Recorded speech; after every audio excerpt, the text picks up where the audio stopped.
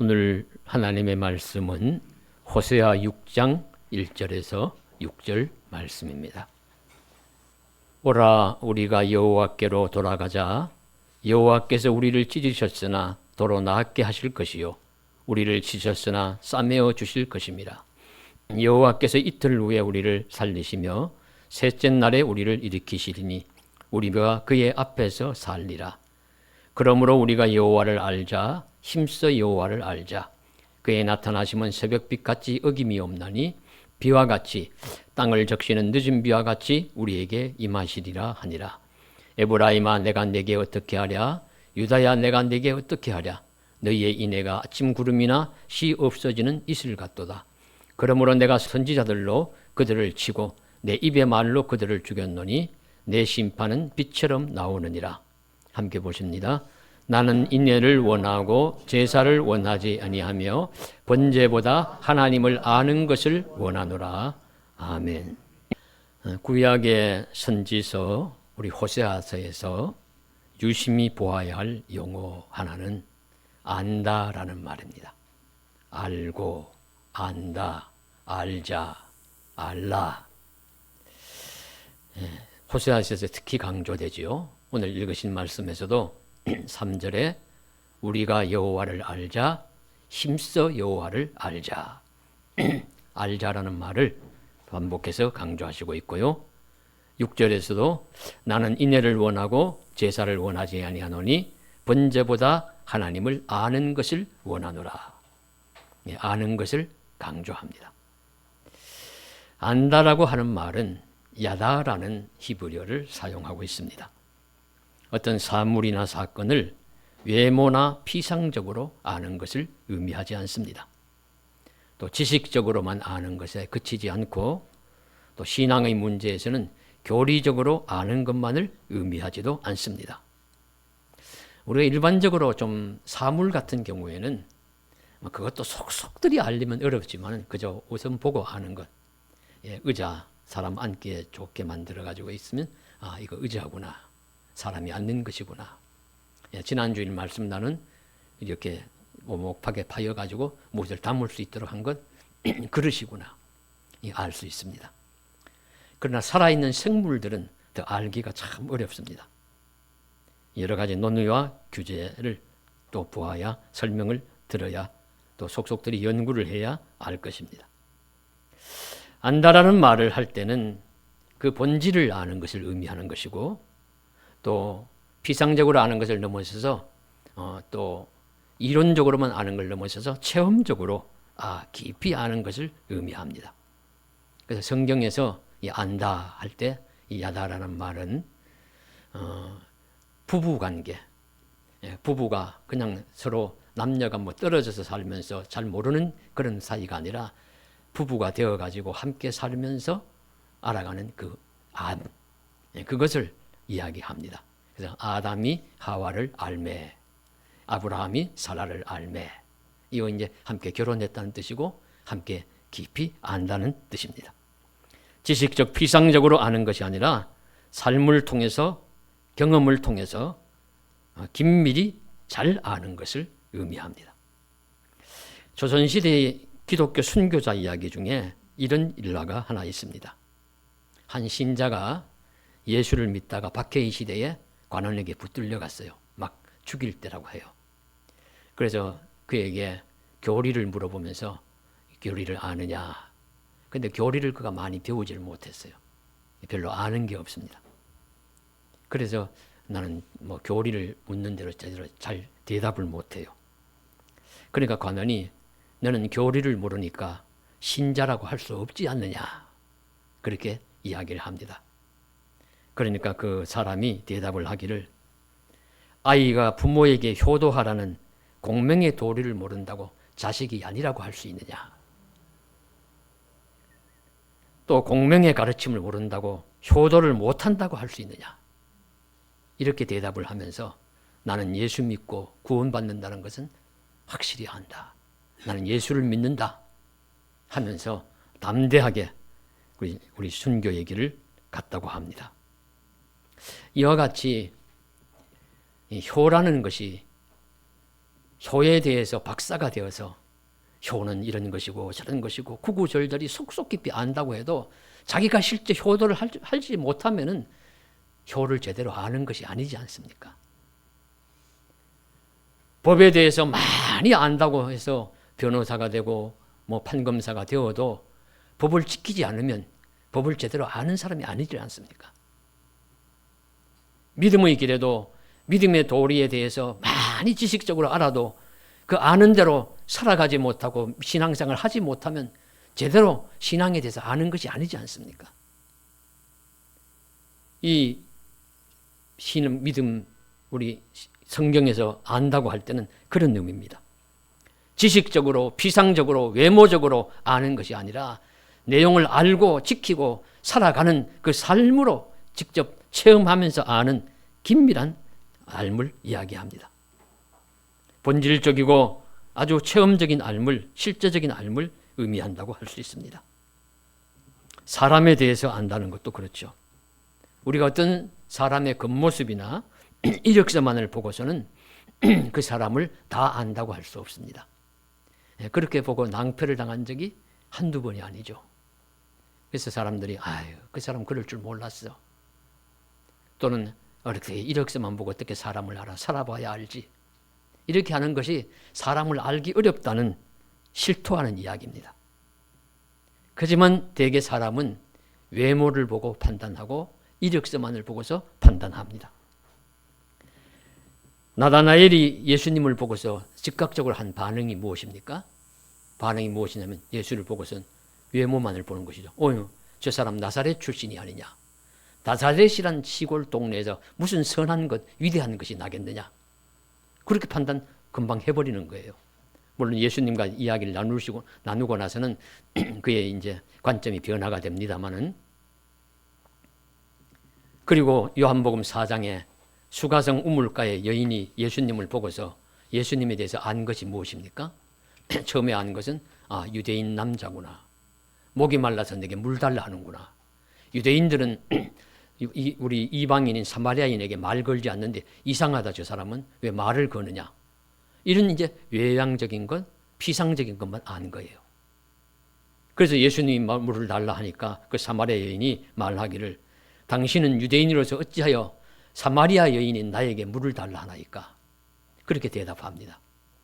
그러니까 예수님께서 하시는 말씀이 내게 물을 달라고 하는 자가 누구인 줄 알았더라면, 여기서 누구인 줄 알았더라면 겉모습을 알라는 말씀이 아니죠. 내면적인 것을 알아라.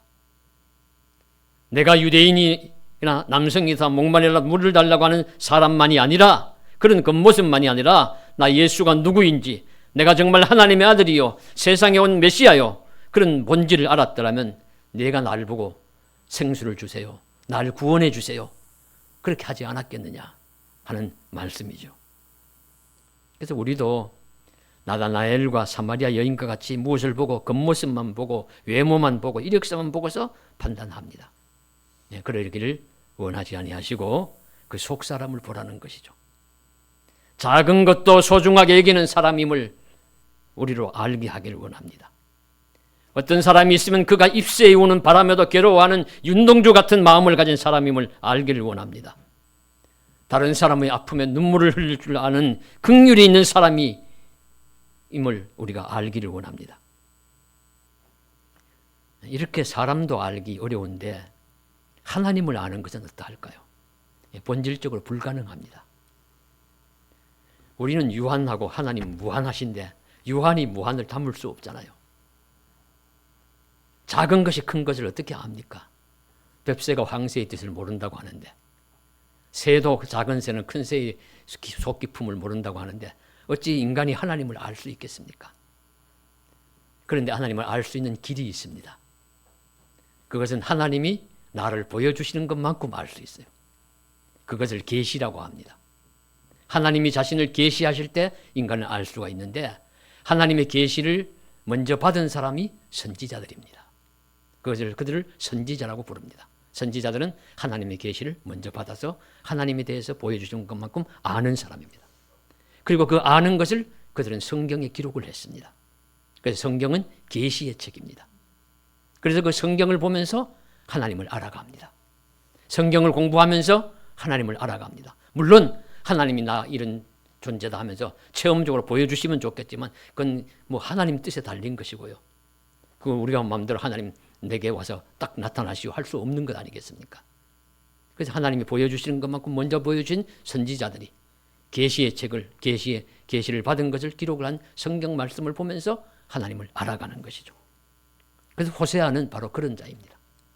하나님이 자신을 호세아에게 보여주셨어요. 호세아는 자신이 본 하나님에 대해서 설명하는 겁니다. 기록하는 것입니다. 전하는 것입니다. 그래서 하나님이 호세아를 통해서 보여주신 하나님 어떤 분이실까 하는 것을 우리가 말씀을 통해서 깨닫기를 간절히 원합니다. 그래서 오늘 호세아는 특별히 하나님 여호와를 알자, 힘써 여호와 하나님을 알자 그렇게 강조하면서 하나님을 알 것을 내가 전하는 하나님에 대해서 우리 모든 듣는 사람들이 함께 알아가기를 간절히 소망하고 있습니다. 하나님은 어떤 분이신가 우리 보여주실 때요. 우선 세 가지로 정리를 해보았습니다. 우리 첫째는 하나님은 우리를 치료하시는 분이시다. 깜짝 놀랄 말이죠. 감사한 말이죠. 치료하시는 분이시다. 치유하시는 분입니다. 1절에 보시면 오라 우리가 여호와께로 돌아가자. 여호와께서 우리를 찢으셨으나 도로 낫게 하실 것이요 우리를 치셨으나 싸매어 주실 것이미로다. 자녀가 잘못을 해서 벌을 받고 또는 매를 맞고 그래서 아파서 울고 그러면서 뉘우칠 때 부모가 하는 행동이 이 말씀이 연관이 됩니다. 그래서 자녀가 너무 심한 잘못을 해서 허물이 많아서 부모가 너무 마음이 상해서 매를 댔어요. 상처가 났어요. 그러면 부모가 자녀가 그 상처를 안고 계속해서 울고 고통스러워하고 하기를 원하지 않습니다. 부모의 마음이 진정이 되면 잘못을 뉘우쳤느냐 가서 안아주고 눈물을 그치라고 닦아주고 그 상처가 난 곳이 있으면 약을 발라주고 하는 그런 모습이 이 말씀 속에서 우리가 떠올릴 수가 있습니다. 사람 부모도 그러한데 하나님은 어떻게 하시느냐? 하나님도 그런 분이시라는 것이죠. 이런 하나님을 보라고 하십니다. 하나님은 돌아오는 자들을 고치시고 싸매십니다. 고쳐주십니다. 낫게 하십니다. 그래서 우리가 죄로 인하여 고통을 받더라도 주님께 돌아가기만 하면 우리의 육신과 영혼을 치료하시는 하나님을 보라고 알라고 말씀하시고 있습니다. 우리의 상처를 낫게 하시고 싸매시는 하나님에게서 우리의 아픔을 공감하시는 하나님임을 우리가 알 수가 있습니다. 그래서 나와 함께 아파하시는 하나님. 성경을 보면서 우리 이 부분을 발견해야 돼요. 그렇지 않으면 우린 외로움에 괴로워할 것입니다. 아유, 아무도 날 몰라줘. 내 아픔과 괴로움 누가 세상에 알까? 아무도 모르지. 이런데 한 가지 대답이 있다면 주님은 아십니다. 왜냐하면 함께 오셔가지고 우리의 아픈 자리에 함께 고통을 당하십니다. 그것을 예수님께서 세상에 오셔서 어떻게 사셨는지를 통해서 보여주십니다. 히브리서 4장 15절에 우리에게 있는 대제사장은 예수님을 의미합니다. 우리에게 있는 예수님은 우리의 연약함을 동정하지 못하실 리가 아니요. 동정하지, 공감하지, 함께하지 못하실 분이 아니시고 함께하시는 분이시다. 그는 죄가 없으신 분이시다. 우리와 똑같이 시험을 받으셨지만 죄는 없으신 분이시라 말씀하시므로 대제사장이신 예수님도 우리의 연약함을 공감하셨다 하시는 말씀을 하시고 있습니다. 그리고 그래서 이 세상에 오셨을 때 예수님이 우리 성경을 읽어보면 복음서를 읽어보면 가장 많이 하신 일이 사실은 성경 말씀 전하는 일이고 또 하나는 병을 고치신 일이에요. 병자 고치신 일이 너무 많지 않습니까? 안전병도 일으켜주시고 눈먼 맹인도 눈을 뜨게 하시고 기머거리에 귀도 열어주시고 중풍병자도 낫게 일으켜 세워주시고 나병 환자도 고쳐주시고 귀신 들린 자도 쫓아내시고 귀신 쫓아내서 고쳐주시고 많은 병자를 고쳐주셨습니다. 아침부터 저녁까지 밤늦게까지 때로는 병자를 고치셨다는 말씀도 나옵니다. 오늘날도 그렇습니다. 오늘날 또 환자들이 얼마나 많은지요. 이번 추석 연휴에도 병원에 갈 일이 있어서 갔는데 예상을 깨고 연휴 기간인데도 환자들이 많았어요. 아이고, 환자들이 이렇게 많구나. 곳곳에 조금 이름 있는 병원마다 가면은 환자로 가득가득합니다. 아픈 분들이 너무 많습니다. 하나님은 이런 환자들을 싸매시고 고치시고 낫게 하시는 분이시다. 얼마나 은혜로운 말씀입니까? 우연히 유튜브에 이렇게 보는데 유퀴즈에 했던 것 같아요. 뭐 유재석하고 또 다른 한 사람 나와서 이렇게 보는데 어떤 내용인가 하면 그러니까 흉부외과 의사, 유명한 흉부외과 의사를 이제 얘기 서로 이야기 나누는 것인데 그 흉부외과 의사가 유명한 의사가 흉부외과인데 그렇게 위험하대요. 위험한 환자들이 오는데 다 그냥 대정맥이 주로 대동맥을 그는 담당을 하는데 다 부풀어 가지고 다 터지고 막 그런 상태에서 죽음을 뭐 직전에 온 사람들을 하는데 그래서 기억나는 그런 환자 고친 사건이 있습니까? 그러니까 얘기를 하는데 그저 서울에 있는 서너 병원을 돌아다니다가 거기서 치료 여건이 안 돼 가지고 그 자신 있는 병원에 왔대요. 제가 뭐 어느 병원을 이야기하지 않는데 사진하고 이렇게 나오는 걸 보니까 우리 영동 세브란스 병원 갔더라고요. 그 병원 의사인데 그저 왔는데 그 왔을 때는 보니까 이미 심정지 뭐 돌아가셨던 상태라요. 그래서 뭐 심장 박동하면서 수술을 했는데 이틀 동안을 깨어나지 못하셨는데 3일째 깨어났답니다. 살아나서 그 자기가 깊이 깨달은 것이 포기하지 말아야 되겠다. 하나님도 그 말씀을 딱 이야기를 듣는 순간 제가 하나님도 우리의 아픔과 질고에 공감하시면서 포기하지 아니하신다.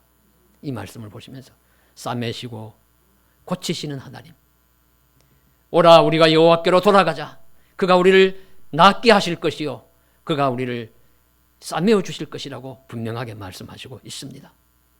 그래서 이 마태는 이런 예수님을 선지자 이사야를 통하여 하신 말씀 우리 연약한 것을 친히 담당하시고 병을 짊어지셨다 함을 이루려 하심이니라 선언하고 있습니다.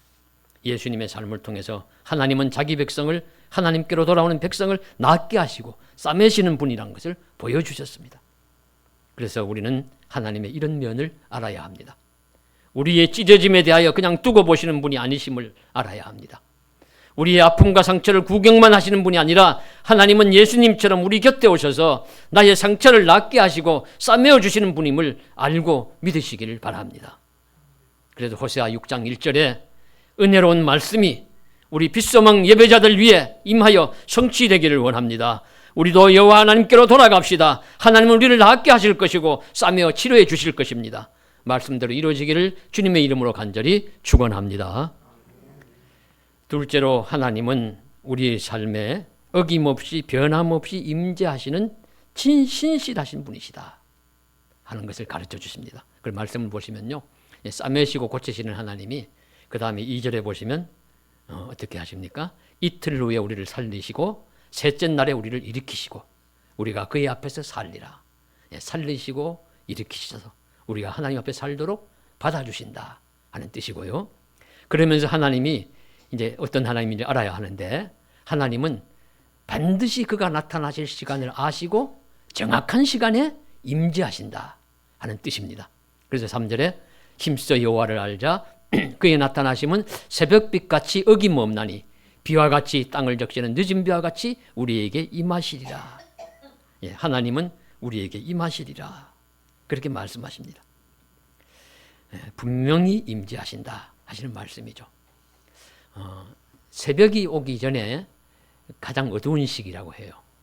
근데 새벽빛이 비춰오면서 새벽이 오면은 어둠이 물러갑니다.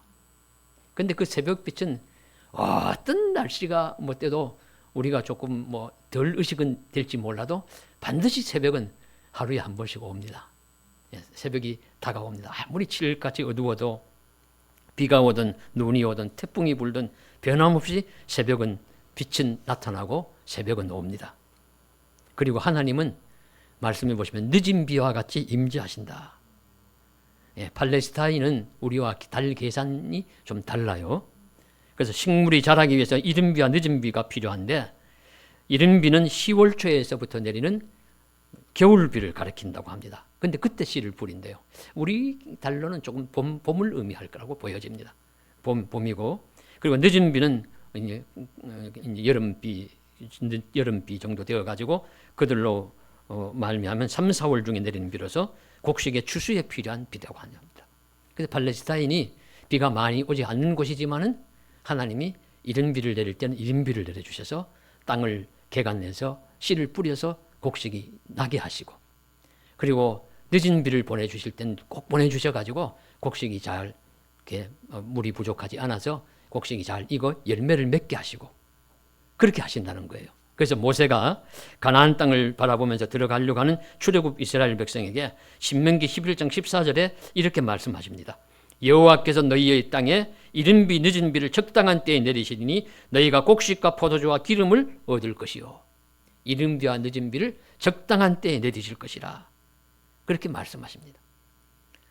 새벽빛이 비추어서 새벽이 어김없이 오는 것과 같이 때가 되면 이른 비와 늦은 비를 보내주셔서 곡식을 풍성하게 열매를 맺게 하시는 것 같이 하나님은 그렇게 변함없이 어김없이 일정한 시간에 정확한 시간에 하나님은 임재하신다. 나타나신다. 우리를 찾아오신다. 그렇게 가르쳐 주십니다. 그래서 이 말씀이 오늘 우리들에게도 그대로 적용이 되기를 간절히 소망합니다. 하나님이 우리에게 임재하셔서 우리를 도우시고 지키시고 돌보아 주시길 원합니다. 그런데 이 새벽빛 같이 또는 이른 비와 늦은 비 같이 비가 내림 같이 우리 인생의 가장 적절한 때가 언제일까요? 이것은 우리가 생각하는 시간이 아닙니다.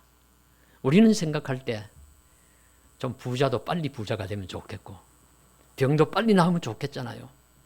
그런데 우리처럼 생각처럼 그렇게 잘 되지 않습니다. 하나님의 시간은 좀 다릅니다. 좀 늦는 것 같고 더디 천천히 오는 것 같습니다. 우리가 볼 땐 그렇습니다. 그런데 이 하나님의 때와 시기는 내가 좋은 시간이 아니라 하나님이 보실 때 적절한 시간입니다.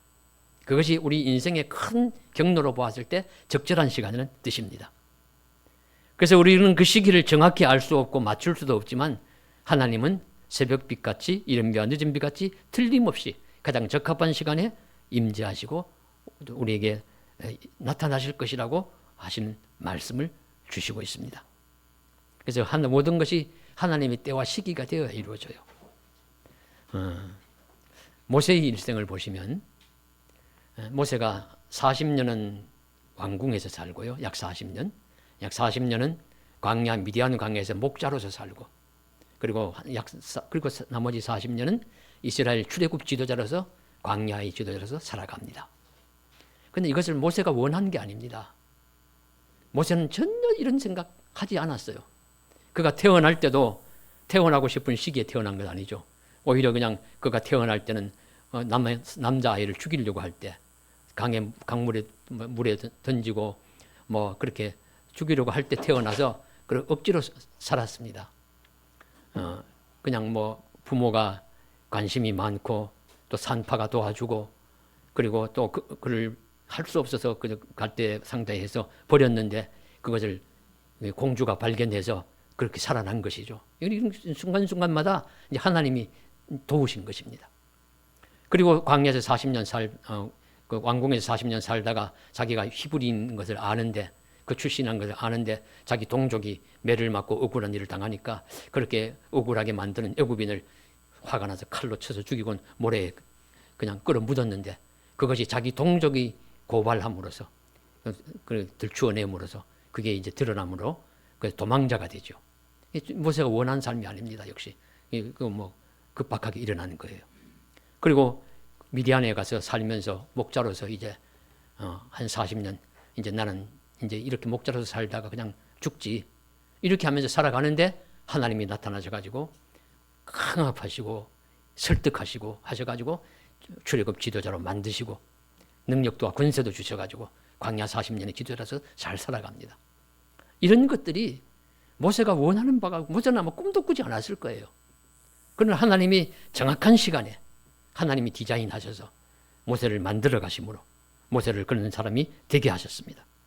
그 시기를 알고서 40년 우리도 정확하게 계산할 수 있도록 만들어 주셨어요. 정확한 시간마다 임재하시고 그를 세우시고 그와 함께 하셨습니다. 모세의 생애를 하나님이 정확하게 디자인하신 것입니다. 모세만 그런 것이 아닙니다. 우리도 그럴 것이라고 믿습니다.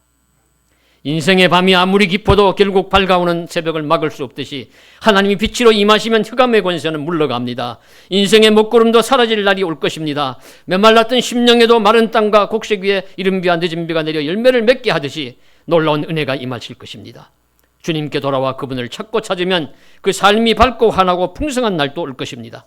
그런 날을 소망하며 하루하루를 어김없이 임재하시는 하나님, 그 신실하신 하나님을 바라보면서 알면서 믿음의 생명길을 잘 걸어가는 저와 여러분 되시기를 간절히 소망합니다. 셋째로는 하나님은 우리에게 하나님의 인애를 알고 행하기를 원하세요.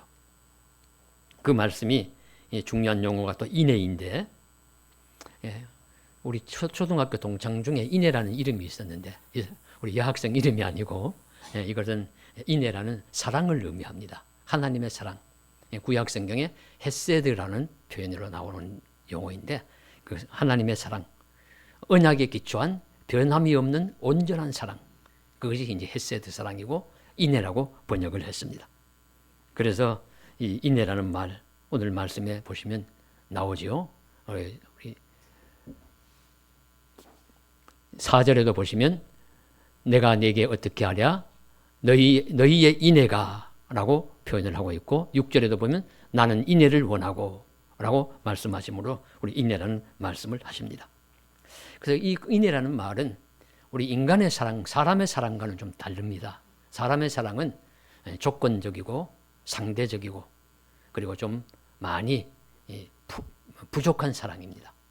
그런데 하나님의 사랑은 온전한 사랑이고 완전한, 그리고 변함없는 영원한 사랑을 의미합니다.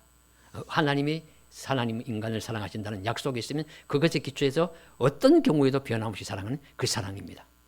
그러면 사람은 이 사랑을 몰라요. 하나님의 넓고 크고 오묘하신 사랑을 알 수 없습니다. 그러면 그 하나님이 그 사랑을 가르쳐 주어야 되겠는데 어떻게 가르쳐 줄까? 말로 이렇게 쭉 설명해 가지고는 다 못 알아듣거든요. 설명에서는 부족합니다. 그래서 하나님이 호세아에게, 특별히 호세아를 통해 가지고 내가 사랑이, 이 인애라는 사랑이 어떤 사랑인지를 내가 가르쳐 주겠다. 그렇게 내 말대로 해라. 그러는 거죠. 그래 가지고 하나님이 우리가 생각할 때는 얼토당토 않고 무리한 그런 요구를 하십니다.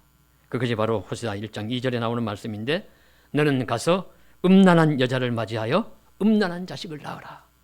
그렇게 말씀하는 겁니다. 이해할 수 없는 명령이죠. 하나님이 우리에게 이런 여성이나 남성을 맞아서 결혼하라면 순종할 수 있겠습니까? 대부분의 사람은 사랑할 가치가 있을 때 사랑합니다.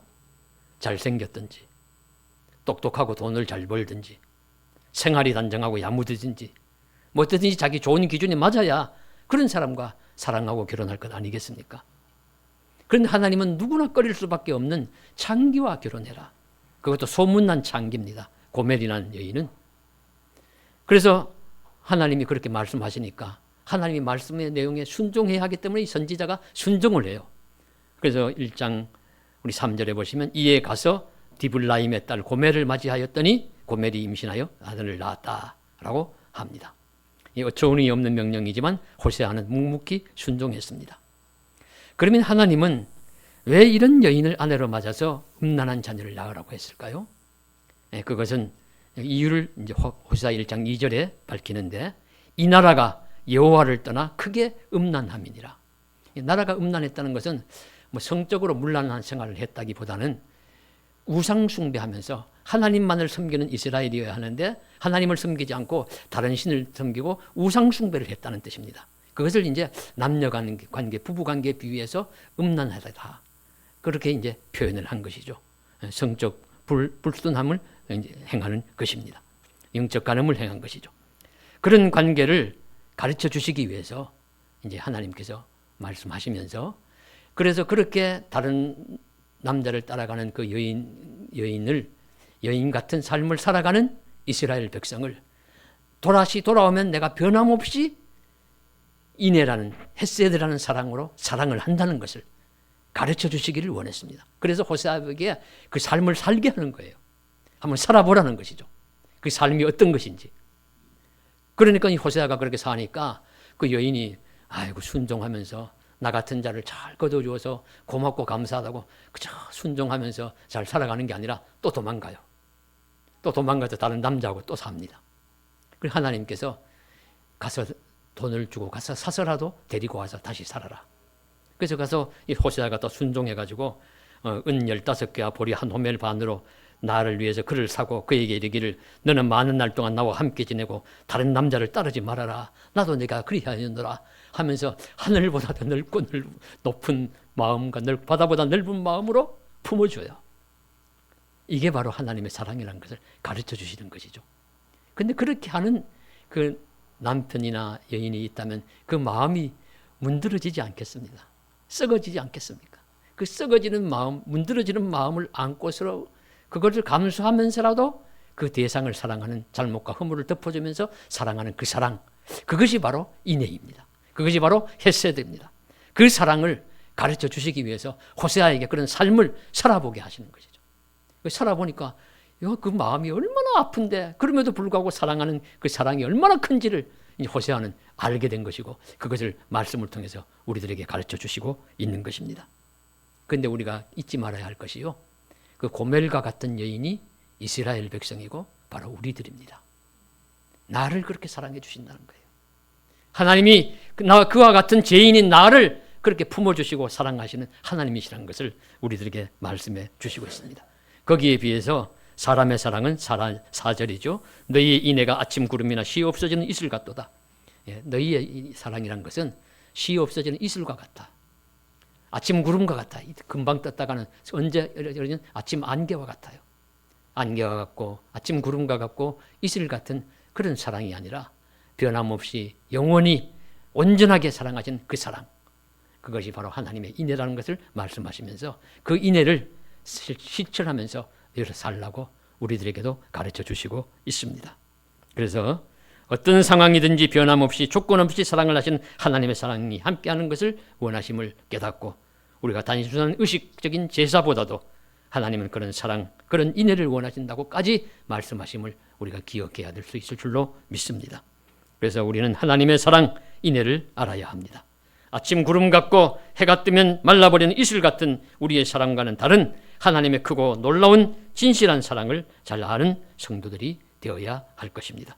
그리고 우리가 그 사랑을 조금씩 닮아갈 수 있기를 원합니다. 오늘 또 돌아오면 치유하시는 하나님, 늘 변함없이 임재하시는 하나님, 그리고 온전한 사랑, 인애를 베푸시는 하나님을 잘 알고 믿음으로 함께 살아가면서 신앙생활 잘 감당하는 저와 여러분 되시기를 주님의 이름으로 간절히 축복합니다. 기도드리겠습니다. 사랑하는 하나님 아버지, 오늘 또 주의 은혜 가운데 하루를 살게 되었습니다. 주일이어서 예배장에 나올 수 있도록 허락해 주신 것을 감사드립니다. 오늘 말씀이 저희들에게 그대로 임재되게 하여 주옵소서. 치유하시고 낫게 하시고 고치시는 하나님의 은혜가 임재하시옵소서. 변함없이 일정하게 가장 좋은 적절한 때에 우리에게 임재하셔서 우리를 도우시는 하나님이 역사하시옵소서. 그리고 하나님의 사랑을 배우게 하시고 알게 하시고 조금이라도 잘 깨닫고 실천할 수 있는 믿음을 주시옵소서. 그러므로 하나님의 치유하심과 하나님의 임재하심과 하나님의 사랑이 우리에게 늘 충만할 수 있기를 간절히 소원합니다. 함께하여 주옵소서. 예수님 이름으로 간절히 기도드리옵나이다. 아멘.